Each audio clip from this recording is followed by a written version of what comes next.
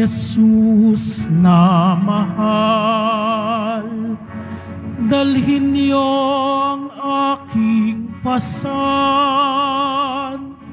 kaamuan ko'y tularan. Hallelujah, hallelujah, hallelujah,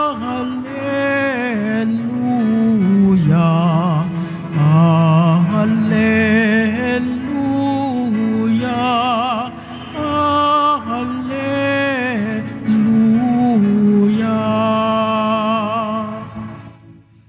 Sumainyo ang Panginoon. At sumayo rin. Ang mabuting balita ng Panginoon ayon kay San Lucas. Papuri sa iyo, Panginoon. Isang araw ng pamamahinga, si Jesus ay inanyayahang kumain sa bahay ng isang pinuno ng mga Pariseyo at binabantayan nilang mabuti ang kanyang mga kilos. Napansin ni Jesus na ang pinipili ng mga inanyayahan ay ang mga upuang nakalaan sa mga piling panauhin. Kaya't sinabi niya ang talinghagang ito, kapag inanyayahan ka, nino man sa isang kasalan, huwag mong pipiliin ang tanging upuan. Baka may inanyayahang lalong tanyag kaysa iyo, at lalapit ang nag-aanyaya sa inyong dalawa at sasabihin sa iyo, maaari bang ibigay ninyo ang upuang iyan sa taong ito? Sa gayoy mapapahiya ka at doon malalagay sa pinakaabang upuan. Ang mabuti kapag naanyayahan ka, doon ka maupo sa pinakaabang upuan, sapagkat paglapit ng nag-anyaya sa iyo ay kanyang sasabihin, kaibigan, dini ka sa kabisera. Sa gayon, nabigyan ka ng malaking karangalan sa harapan ng mga panauhin, sapagkat ang nagpapakataas ay ibababa at ang nagpapakababa ay itataas. Mga kapatid, ang mabuting balita ng Panginoon. Pinupuri ka namin, Panginoong Hesukristo. Magsiupo muna ang lahat.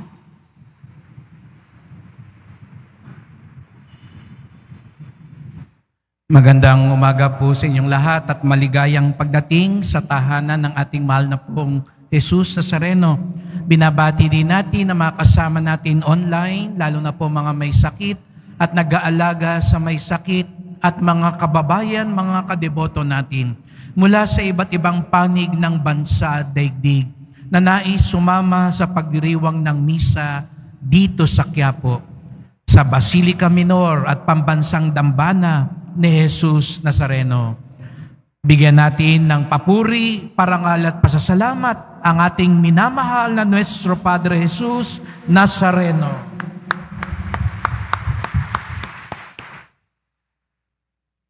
Ngayong araw na ito ay ipinagdiriwang din natin ang kapistahan ni San Carlos Borromeo, isang obispo, isang banal na tao. At natatangi po siya para sa amin dahil ang lahat ng mga pari po ninyo na nagdilingkod dito ngayon sa Quiapo ay galing sa seminaryo ni San Carlos doon po sa Makati. At marami rin po sa mga naging kura paroko ng ating simbahan ay mga anak ni San Carlos Borromeo. At Hari Manawari, si Reverend Jess, na sa awa ng mahal na Senyor ay maordinahang pari sa susunod na buwan, ay siya rin ang magiging isa sa mga bunsong anak ni San Carlos sa aming seminaryo. At si San Carlos Borromeo po ay patron ng mga katekista sapagkat siya ang nagsulong na turuan ng mga tao gawing simple ang mga turo ng simbahan upang lalong maunawaan at masunod ng mga mananampalataya. Si San Carlos din po ang malaking bahagi sa pagpapasimula ng mga seminaryo. Dati-rati po kasi, pag may gusto magpari, ay sasama lang sa pari. No? Tuturuan ng pari, tuturuan magmisa, tuturuan magdasal. Ngunit wala pa po yung konsepto ng seminaryo na may paghuhubog, sama-sama silang sa isang lugar upang lalong magabayan. Kaya nga't sa Cebu, halimbawa, ang seminaryo din nila doon, ang mga matatandang mga seminaryo ay ipinangalan kay San Carlos Borromeo. At namumukod-tangi din siya bilang isang obispo nung panahon niya na nagkaroon din ng pandemic o epidemic. Nung panahon po niya, nung siya ang arsobispo ng Milan, ay nagkaroon ng tinatawag na bubonic plague, galing sa daga, yung virus. At marami, katulad ng nangyari sa atin, itong COVID-19 pandemic, milyon-milyong mga tao ang namatay. At nung panahon na yon, nung ika-16 na siglo, hindi pa ganoon ang siyensya. Kaya ang kadalasang ginawa lang ng mga tao noon, maging mga sarili nilang kaanak, iniwan na lang nila sa bahay, itinapon sa kalsada dahil natakot mahawa. Di ba? Kahit naman tayo nung pandemic, diring-diri tayo doon sa mga suspected, no? Na may virus. No? Kaya nga nakakalungkot minsan, di ba, yung mga frontliners, yung dalawa ko pong kapatid ay parehong doktor. Nakaranas din sila ng diskriminasyon kasi takot na takot tayo pag galing sa ospital. Kaya iniiwan, pinandidirihan, pinababayaan.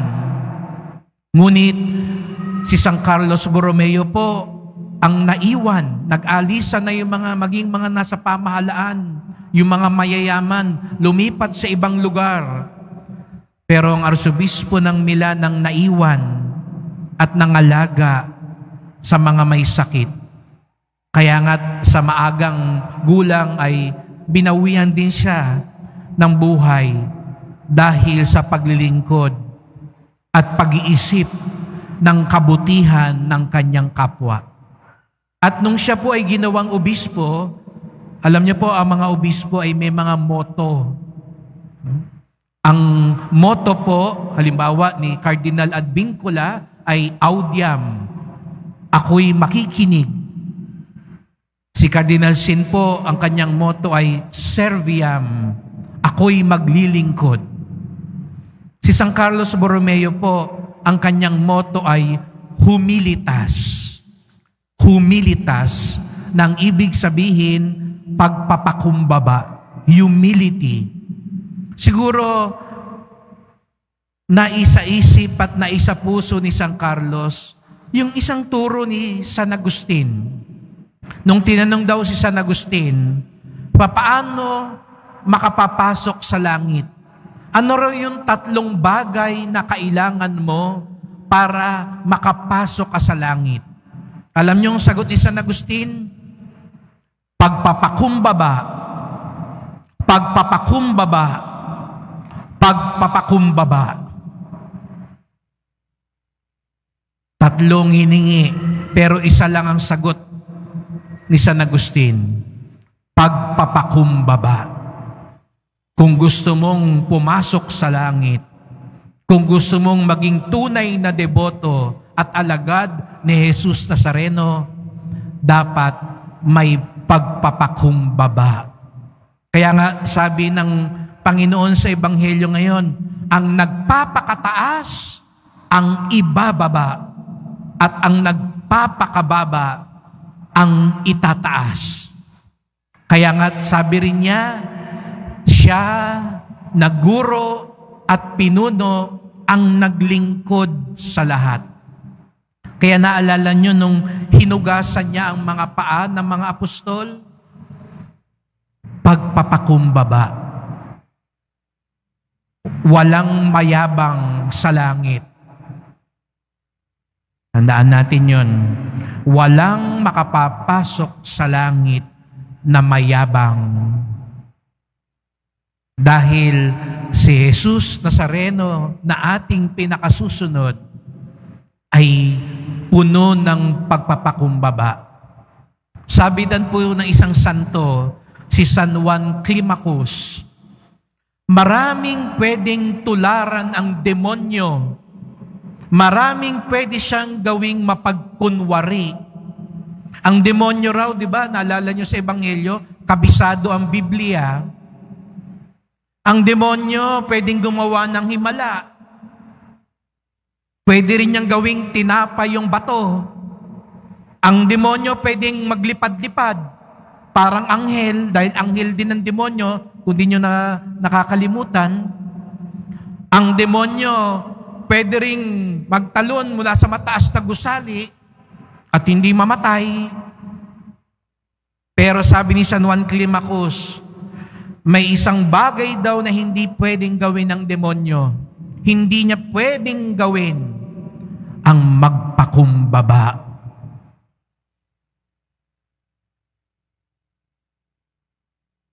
Kaya nga may isa raw na literatura, ang demonyo daw walang tuhod. Dahil hindi marunong lumuhod at yumuko ang demonyo. Dahil hindi siya mapagkumbaba. Iyon ang isang bagay na kailanman hindi niya magagawa. Pwede siya magkawanggawa. Pwede siyang magsalita ng magaganda. Pwede nga siyang tumawag din, Lord, Lord. Diba sabi ng Panginoon, hindi lahat ng nagsasabing, Panginoon, Panginoon, makapapasok sa langit. Pwede ring magsakripisyo ang demonyo, pero hindi niya kayang magpakumbaba. Pero ano nga ba yung pagpapakumbaba? Kasi minsan sa atin, ang tingin natin sa isang taong mapagkumbaba, yun yung tahimik, nakayuko lagi, mahiyain. Di ba yun akala natin yun na mapagkumbaba? Yung lalamya-lamya na parang hindi makabasag pinggan. Na kapag sinabi, uy, ang galing-galing mo, hindi naman. Ikaw na yung number 1 sa exam, ang tali-talino mo naman, hindi, tsamba lang. Diba? Ang ganda-ganda mo naman kumanta, hindi, medyo pumiyok nga ng konti eh. Di ba? Ang ganda-ganda naman ng suot mo, hindi naman. Pero sa loob-loob mo, tuwan-tuwa ka, palakpak na palakpak ang tenga mo. Hindi daw yun yung pagpapakumbaba, yung nagkukunwari ka lang na, ikaw na dito, hindi, wag na. Kasi hindi ka nakaupo, nagtampo ka. Pag hindi ka tinawag para pasalamatan, sumasama ang loob mo. Kaya ano ba yung tunay na pagpapakumbaba? Simplihan lang natin. Gusto ni San Carlos, simple lang. Ang tunay daw na mapagkumbaba, hindi yung sarili mo ang lagi mong iniisip. Ganun kasimple lang. Hindi yung sarili mo ang lagi mong iniisip. Kasi pwede kang magganon, tahimik, mahiyain, pero sa puso mo talaga, sarili mo pa rin iniisip mo. Pwede kang maging matulungin, pero bakit ka naging matulungin? Para mangutangan ng loob yung mga tao, ako nagpautang sa inyo, ako tumulong sa inyo. Pwede kang mamanata, pero nung ay naku, para makilala sa, yan yung deboto sa Quiapo. Yan yung talagang nagsasakripisyo. Para magpalabas ka lang, magpakitang gilas. Pero ang tunay daw na mapagkumbaba, hindi mo kailangan bawasan yung sarili mo. Hindi mo kailangan gawing basahan yung sarili mo. Na, hindi.